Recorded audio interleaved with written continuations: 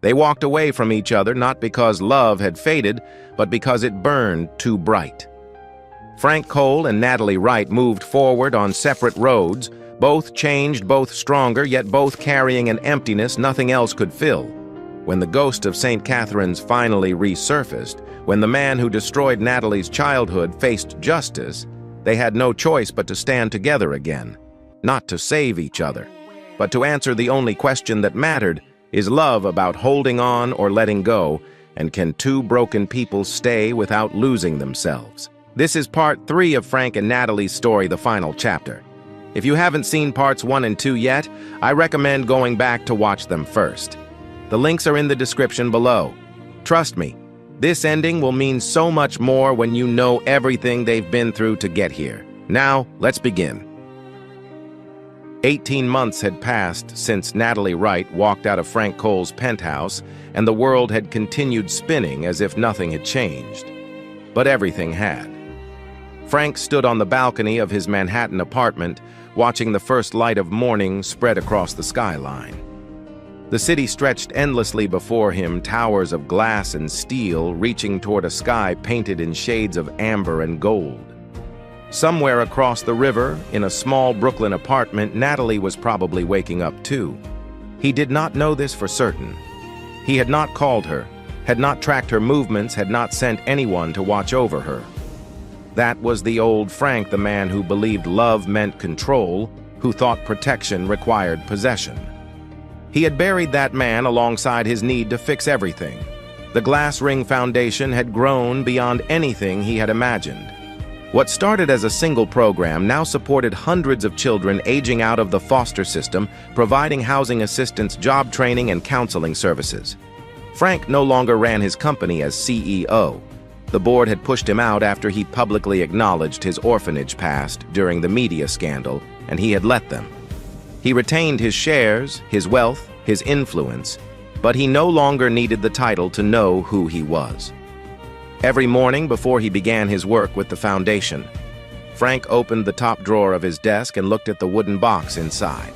2 copper rings rested on velvet lining, one worn smooth by 20 years of faithful keeping, one newer and clumsier, made by hands that had forgotten how to create something without paying someone else to do it. Natalie had asked him to keep them safe until she was ready to return. He did not know when that would be. He did not know if it would ever happen. But he kept them anyway, because some promises were worth honoring even when hope grew thin. At 39 years old, Frank Cole had finally learned that patience was not the same as waiting. It was living fully while leaving space for possibility. Across the East River, Natalie woke to sunlight streaming through the window of her Brooklyn apartment. The space was small, a studio with a kitchenette, a single bed, a desk by the window where she wrote in her journal each morning. She had lived here for 18 months, now longer than she had lived anywhere since childhood. The walls held photographs she had taken herself, the Brooklyn Bridge at sunset, children playing in Prospect Park, an elderly couple holding hands on a bench. Evidence of a life she was learning to call her own. She no longer worked as a housekeeper. After completing her therapy, 2 years of excavating wounds she had buried for over 2 decades, Natalie had started volunteering at a crisis center for survivors of abuse. 3 days a week, she sat with women and men who carried stories similar to hers, listening without judgment, offering presence without pity. She had discovered something unexpected in that work. Her pain, which she had always considered her greatest shame, had become her greatest gift. She understood things that others could not. She recognized the look in someone's eyes when they were about to disappear into themselves. She knew how to sit in silence with another person's darkness without trying to fix it. For the first time in 37 years, Natalie Wright felt like she belonged somewhere. Not because anyone needed her, but because she had finally learned to need herself. She still thought about Frank. Not constantly, not with the desperate ache of those first months, but steadily like a river that runs beneath the surface of everything. She wondered if he was happy. She wondered if he had moved on. She wondered if the copper rings still sat in that wooden box, or if he had put them away somewhere she would never find them. She was not ready to go back. She did not know if she ever would be, but she had stopped running, and that felt like progress. The letter arrived on a Tuesday morning in late October. Natalie found it in her mailbox among the usual bills and advertisements, a crisp white envelope with no return address, only her name typed in clean black letters. She carried it upstairs, set it on her kitchen table, and stared at it for a long time before opening it. The letterhead bore the name of a law firm she did not recognize. The contents made her hands tremble. A federal investigation had been launched into historical abuse cases at orphanages across the eastern seaboard. St. Catherine's in Baltimore was among the institutions under scrutiny. Investigators had identified a former staff member named Thomas Garrett as a primary suspect in multiple cases spanning nearly 15 years. They had testimony from several survivors. They were building a case, and they wanted to know if Natalie Wright would be willing to add her voice to the others. She read the letter 3 times. Each time the name Thomas Garrett struck her like a physical blow. 21 years had passed since that storage room. 21 years since she had learned what it meant to be powerless, to be used, to be discarded. She had spent 2 decades burying that memory so deep, she sometimes convinced herself it had happened to someone else. And now here it was, summoned back into the light by a letter from strangers who wanted her to speak. Natalie set the letter down and walked to the window. Brooklyn spread out before her, ordinary and unchanged. People walked their dogs. Cars honked at intersections. A mother pushed a stroller down the sidewalk. The world continued as if nothing had happened. But for Natalie, everything had just shifted. 3 days later, she learned that she was not the only one who had received a letter. The Glass Ring Foundation had been contacted by the same legal team. They needed organizational support resources, and most importantly, they needed Frank Cole. As a former resident of St. Catherine's and a prominent advocate for orphan welfare, his involvement would lend credibility to the case. His foundation could provide legal assistance to survivors who could not afford representation. His voice could help ensure that Thomas Garrett faced justice. Frank agreed immediately. He had not known about the abuse during his years at St. Catherine's. He had aged out before Garrett arrived, but he understood what the institution had been capable of hiding. He understood how easily the powerful could silence the powerless, and he understood that this case mattered more than his comfort, his privacy, or his carefully reconstructed peace. When his assistant handed him the list of potential witnesses, Frank scanned the names with professional detachment. Then he stopped. Natalie Wright. He read her name again, as if the letters might rearrange themselves into something less impossible. But there it was, typed in the same clean font as all the others, waiting for him to acknowledge what it meant. She was going to testify. She was going to stand before a courtroom and tell the world what had happened to her in that orphanage. And if Frank participated in this case, which he had already committed to doing, they would inevitably cross paths. For 18 months, he had respected her distance. He had not reached out, not interfered, not tried to pull her back into his orbit. But now, the universe had made that choice for both of them. The meeting was scheduled for the following week at the law firm's office in Midtown Manhattan. Witnesses and supporters would gather to discuss strategy, review timelines, and prepare for the difficult road ahead. Frank arrived early, as he always did. He sat in the conference room with its floor-to-ceiling windows and its polished mahogany table, reviewing documents he had already memorized. His mind was not on the papers. His mind was on the door. When it opened, he looked up. Natalie stood in the doorway, older than he remembered, and somehow younger at the same time.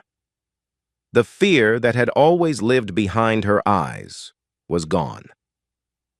In its place was something he had never seen before: steadiness. She looked at him directly, without flinching, without looking away. She had changed. He could see it in the way she held herself, in the set of her shoulders, in the calm certainty of her presence. Neither of them moved to embrace. There were no tears, no dramatic declarations, Just two people who had once meant everything to each other meeting again in a room full of legal documents and fluorescent lights. "It's been a while," she said. 18 months, he replied. Natalie nodded and took a seat across the table from him. The distance between them felt both enormous and paper-thin.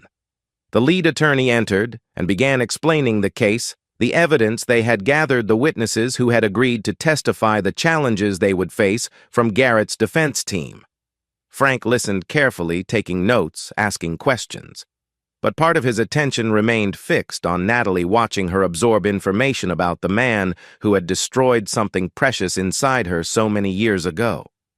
When the attorney mentioned that witnesses would likely face aggressive cross-examination, that their personal lives would be scrutinized, that anything could be used to discredit their testimony, Frank spoke up. "The Foundation can provide protective resources," he offered. "Legal support, security, whatever the witnesses need." Natalie's voice cut through before anyone else could respond. "I don't need protection." She looked at Frank, her gaze unwavering. "If I testify with my real name and my real face. I've spent enough of my life hiding." The room fell silent. Frank held her gaze and saw something he recognized, the same determination he had once seen in a 16-year-old girl who refused to let the world break her no matter how hard it tried. She was not the woman he had tried to save 18 months ago. She was someone new, someone who did not need saving.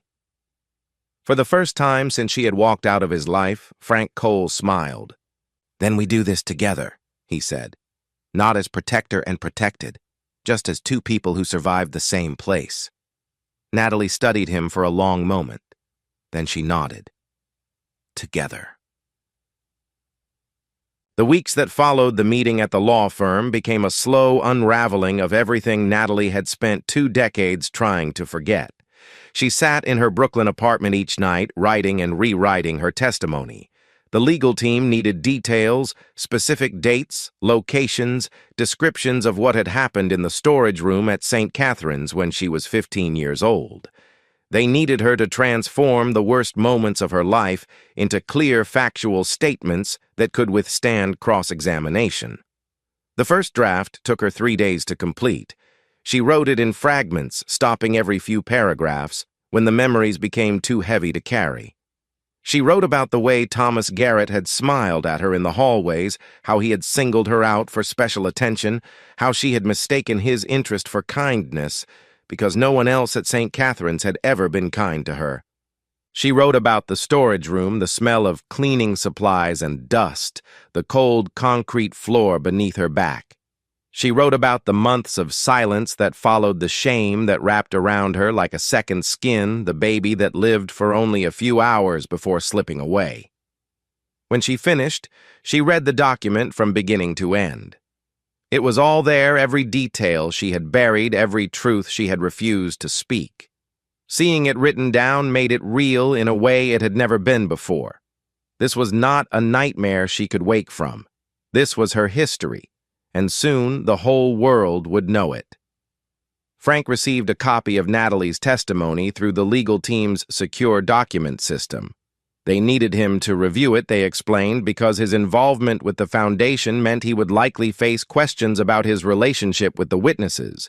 He should be prepared for anything the defense might use against them. He read her words alone in his office, the door closed, the city silent beyond his windows. Each sentence struck him like a stone dropped into still water, sending ripples through everything he thought he understood about the woman he loved. He had known something terrible had happened to her at St. Catherine's. She had told him about the baby, about the loss, about the years of buried grief. But he had never known the full story. He had never understood the depth of what she had survived. When he finished reading, Frank did not cry. He did not rage. He simply sat in the darkness of his office, feeling the weight of 21 years of silence pressing down on his chest. He understood now why she had always chosen to disappear. When your very existence had been violated, invisibility felt like the only safe place left. But she was not disappearing now. She was stepping into the light, and he would stand beside her when she did. The media discovered the connection between Frank Cole and the St. Catherine's case within days. Reporters who had covered the scandal 18 months earlier saw an opportunity for a sequel. Headlines appeared across news sites and social media platforms linking the billionaire philanthropist to the abuse investigation, questioning his motives, speculating about his relationship with one of the key witnesses. The board of the Glass Ring Foundation held an emergency meeting. Frank sat at one end of the table while a dozen faces stared at him with varying degrees of concern and calculation. Margaret Reynolds, the board chair, spoke first. "Your involvement is becoming a liability. The foundation's credibility depends on objectivity. If you're personally connected to a witness, the defense will use that to undermine the entire case." Frank listened without interrupting. He had expected this conversation.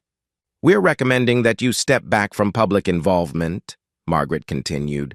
"Remain a donor, retain your seat, but let someone else be the face of this effort." The old Frank would have fought. He would have reminded them that he had built this foundation with his own money, his own vision, his own hands. He would have refused to be pushed aside by people who cared more about optics than justice.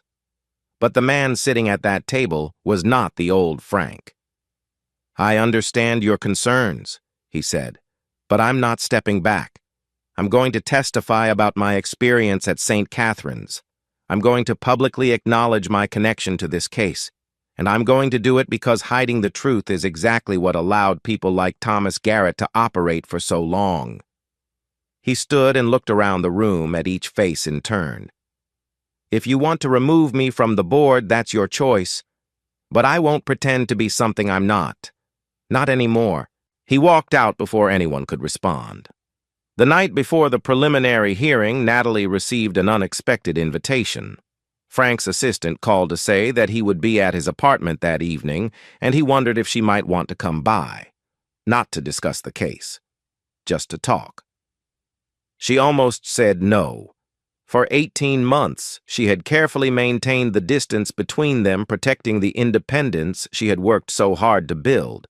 But something in his voice, or perhaps something in her own heart, made her accept. Frank's apartment was different from the penthouse she remembered. He had moved to a smaller place in a quieter neighborhood, trading marble floors and panoramic views for hardwood and windows that looked out onto a tree-lined street. The space felt lived in, comfortable, unpretentious. He met her at the door and led her to the balcony where two chairs sat facing the evening sky.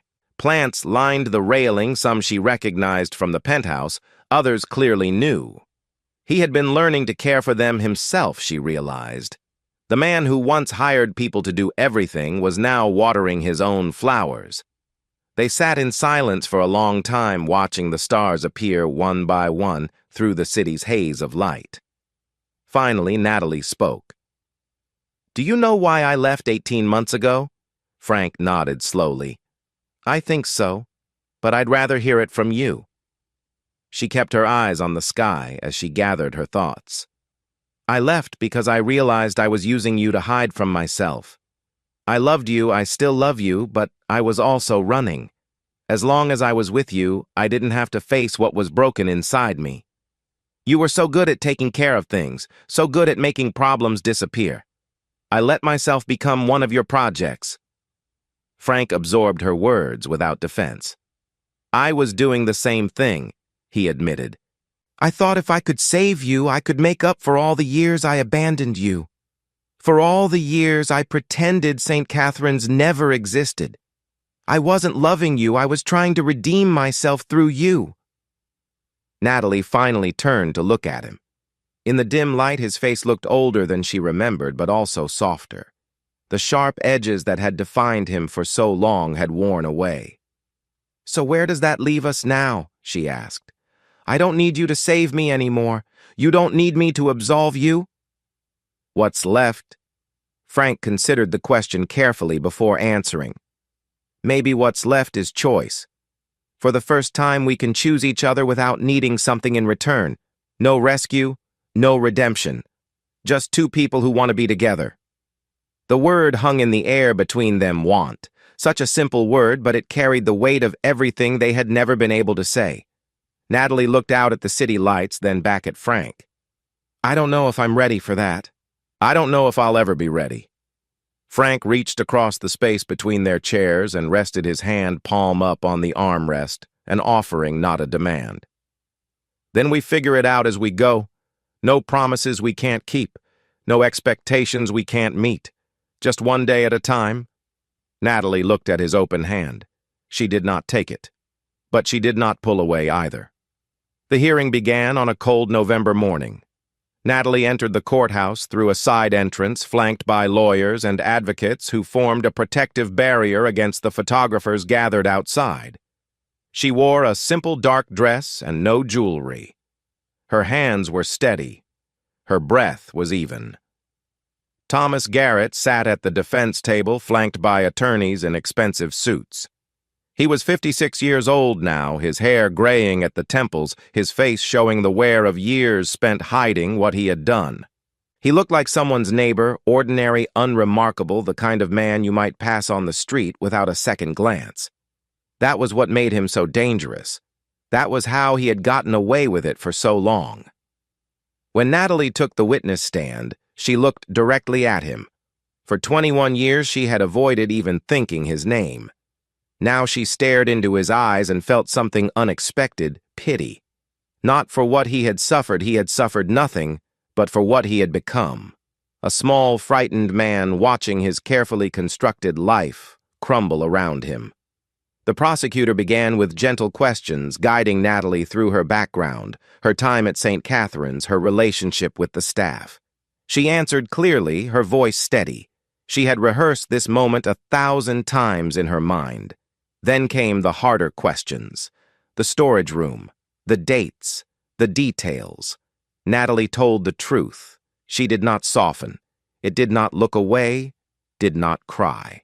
She simply stated what had happened fact after fact until the picture was complete. When she finished, the defense attorney rose for cross-examination. He was a tall man with silver hair and a confident smile that never reached his eyes. Miss Wright, you waited 21 years to come forward with these allegations. Can you explain why? Natalie met his gaze without flinching. I was ashamed. I believed what happened was my fault. It took me 2 decades to understand that the shame belonged to him, not to me. The attorney pressed on, questioning her memory, her credibility, her relationship with Frank Cole. He suggested that she had fabricated her story to gain access to a wealthy man. He implied that her entire testimony was a calculated scheme. Through it all, Natalie remained calm. She answered each question honestly, directly, without rising to his provocations. Finally, the attorney asked his last question. Miss Wright, isn't it true that you have everything to gain from this testimony and nothing to lose? Natalie looked at him for a long moment before responding. I have already lost everything that mattered. My childhood. My innocence. A baby who never had a chance to live. I am not here because I have something to gain. I am here because other children are still being hurt, still being silenced, still being told that their pain doesn't matter. If my testimony can stop even one more child from suffering what I suffered then, it will be worth every moment of this. The courtroom fell silent. Frank testified later that same day. He spoke about St. Catherine's, about the culture of silence that allowed abuse to flourish, about his own complicity in burying the past. He acknowledged his relationship with Natalie publicly and without apology. He accepted that his involvement might complicate the case, but he refused to pretend that he was anything other than what he was, a survivor who had spent too long running from the truth. When the preliminary hearing concluded, the judge ruled that sufficient evidence existed to proceed to trial. Thomas Garrett would face justice. But for Natalie and Frank, the legal victory was only the beginning. The media coverage intensified in the weeks following the hearing. Natalie's story spread across newspapers and television programs, her face appearing on screens she never watched, her words repeated by voices she never heard. Some people called her brave. Others called her a liar, a gold digger, a woman who had seduced a billionaire and then manufactured trauma to keep him. She stopped reading the comments after the first week. The cruelty of strangers no longer had the power to wound her. She had faced Thomas Garrett in open court. She had spoken the unspeakable. Nothing anyone typed behind a keyboard could compare to that. Frank faced his own consequences. Several major donors withdrew their support from the Glass Ring Foundation, citing concerns about his judgment and the organization's direction. The board voted to accept his resignation as chairman, though they allowed him to remain as a regular member. His company's stock, which he still held in significant quantities, dropped 8% in a single week. He let it all go without protest. The money, the titles, the influence, none of it mattered the way it once had. He was 39 years old, and for the first time in his life, he knew exactly who he was and what he valued. Everything else was negotiable. One evening after the worst of the media storm had passed, Frank invited Natalie to dinner at his apartment. Not a romantic dinner, just a meal between two people who had been through something together and needed to decide what came next. They sat at his small kitchen table eating pasta he had cooked himself, drinking wine from glasses that did not match. The domesticity of the scene struck Natalie as almost surreal. 18 months ago, she had served meals in a penthouse that cost more than she would earn in 100 lifetimes. Now she sat across from the same man in a modest apartment, watching him struggle to open a jar of sauce. "I've been thinking," Frank said as they finished eating, "about what happens now. The trial will take months, maybe longer, and after that—" He trailed off, uncertain how to continue. Natalie set down her fork. "After that, we have to decide if this is what we want." Frank nodded. "I know what I want. I want to be with you. Not the way we were before. I don't want to protect you or save you or fix you. I just want to be near you. Wake up next to you. Grow old beside you." He looked down at his hands. "But I also know that what I want doesn't matter if you're not ready. If you need more time, more space, I'll give it to you. I'll wait as long as it takes." Natalie listened to his words, feeling their weight settle into her chest. She had spent so much of her life running from love, convinced that she did not deserve it, that accepting it would mean losing herself. But sitting here in this ordinary kitchen, looking at this ordinary man who had once been extraordinary, she realized something had changed. She was not afraid anymore, but she was not certain either. "I need to think," she said finally. "Not because I don't love you, but because I spent 37 years not knowing who I was. These past 18 months are the first time I've ever felt like a whole person. I don't want to lose that. I don't want to disappear into someone else's life again." Frank reached across the table and took her hand. "You won't. I won't let you. And you won't let yourself." She looked at their intertwined fingers, his hand rough from the copper ring he had made, hers rough from years of work that had never been acknowledged. "Give me time," she whispered. "Just a little more time." Frank brought her hand to his lips and kissed it gently. "Take all the time you need." 3 days later, Natalie packed a bag. She told herself it was not running. She told herself she needed space to think, to breathe, to understand what she truly wanted without Frank's presence influencing her decision. She told herself all the reasonable things a reasonable person might tell themselves when they were about to make a choice they could not take back. She wrote him a letter and left it on his kitchen table. The words came slowly, each one extracted from somewhere deep inside her. "I am not leaving because I don't love you. I am leaving because I need to know that I can stand on my own without you beside me. For 18 months, I learned to be alone. Now I need to learn whether being with you is something I choose or something I need, because I'm still afraid of being alone. If I come back, I want it to be because I want to, not because I'm scared of the alternative. Wait for me if you can. But don't put your life on hold. You've done enough waiting. We both have." She signed her name at the bottom, sealed the envelope, and placed it where he would find it. Then she walked out into the gray November morning and caught a taxi to the airport. Frank found the letter that evening. He read it 3 times, each reading bringing a different emotion: sadness, understanding, acceptance. She was doing what she needed to do. He could not fault her for that. He picked up his phone and typed a message. His thumb hovered over the send button for a long moment before he pressed it. I understand. I'm not going to chase you. I'm not going to try to change your mind. But I want you to know I'll be here. Not waiting, living. If you ever want to come back, the door is open. If you don't, I'll understand that too. Whatever you decide, know that loving you was the best thing I ever did. And I don't regret a single moment. He set down the phone and walked to the window. Somewhere out there, Natalie was making her way toward an uncertain future. And all he could do was trust that the woman who had survived so much would find her way through this too. Natalie sat in the departure terminal at LaGuardia watching planes lift off into the gray November sky. Her bag rested at her feet. Her boarding pass lay in her hand. The gate agent had already called for boarding twice, and still she had not moved. She thought about the letter she had left for Frank. The words had felt true when she wrote them. She needed to know she could stand alone, needed to prove that choosing him was not the same as needing him. But sitting here now watching strangers file onto a plane that would carry her away from everything she had built in the past 18 months, something felt wrong. She pulled out her phone and read Frank's message again. The words glowed on the screen, simple and honest. He would be there, not waiting, but living. The door would remain open, and he did not regret loving her. Natalie looked at the boarding gate. The final call echoed through the terminal. She asked herself the question she had been avoiding for 3 days. If I was not afraid, would I choose to stay? The answer came immediately, rising from somewhere deep in her chest. Yes. She would stay. She wanted to stay.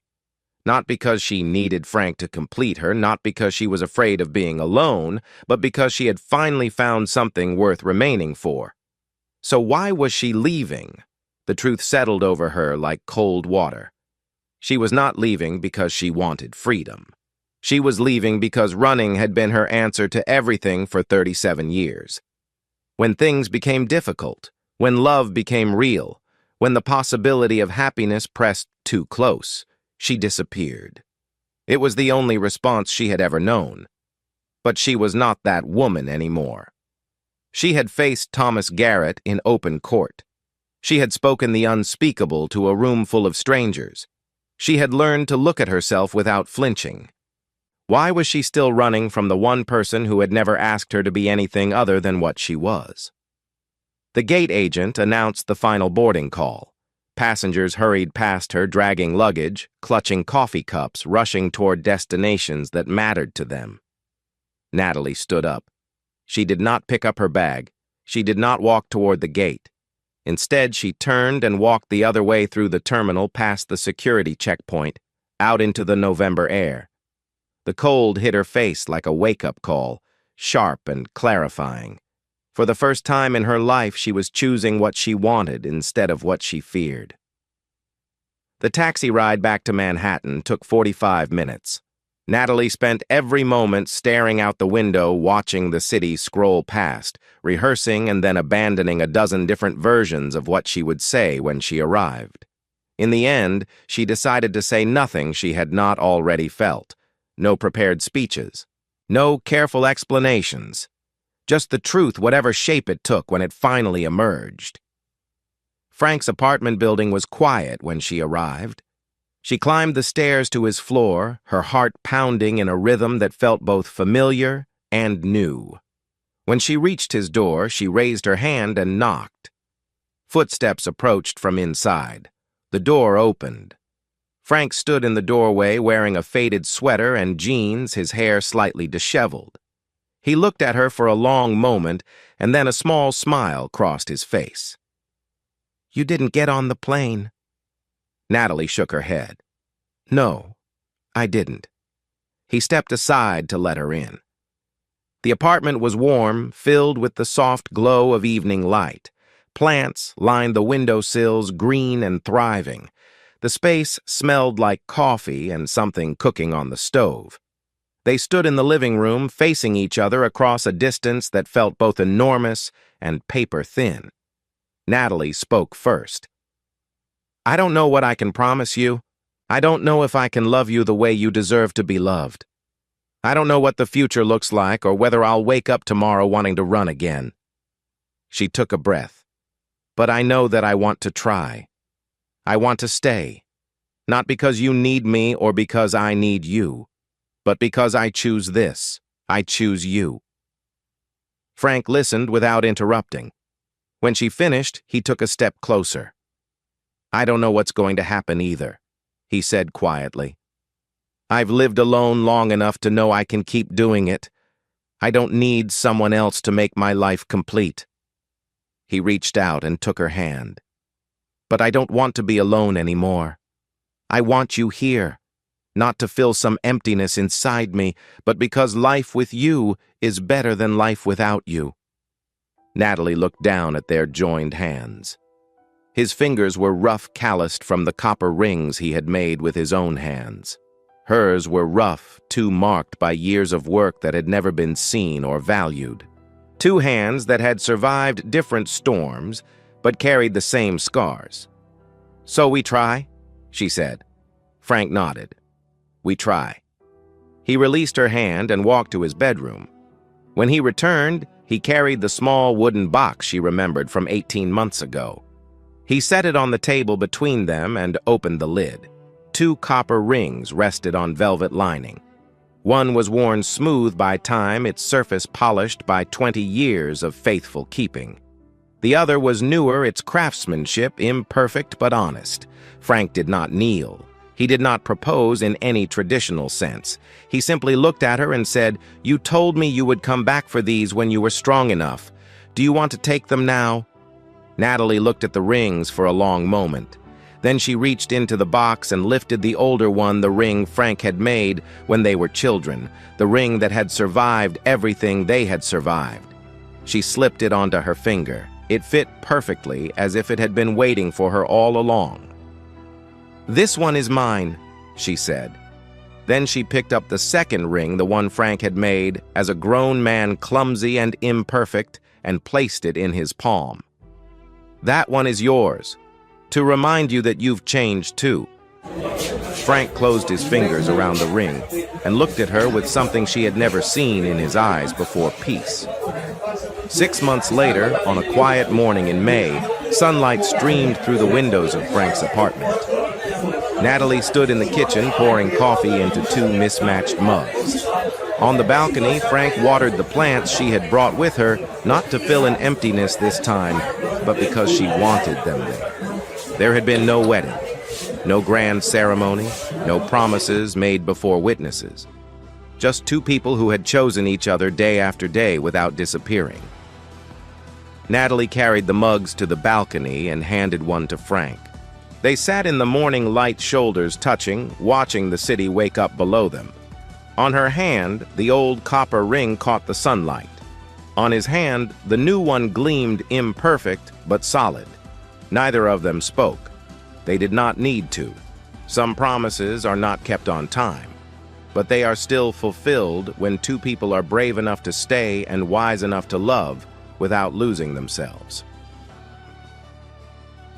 And that is where their story ends, not with a fairy tale wedding, not with dramatic declarations, but with a quiet morning and 2 cups of coffee. Sometimes that is what a real happy ending looks like, not the moment everyone applauds, but the ordinary days when two people simply choose to stay. Thank you for being here through all 3 parts of Frank and Natalie's journey. Thank you for listening, for caring, for staying with them until the very end. If this story touched something in you, I would love to hear your thoughts. Have you ever had to walk away from someone to find yourself? Have you ever chosen to stay when everything inside you wanted to run? Share your story in the comments.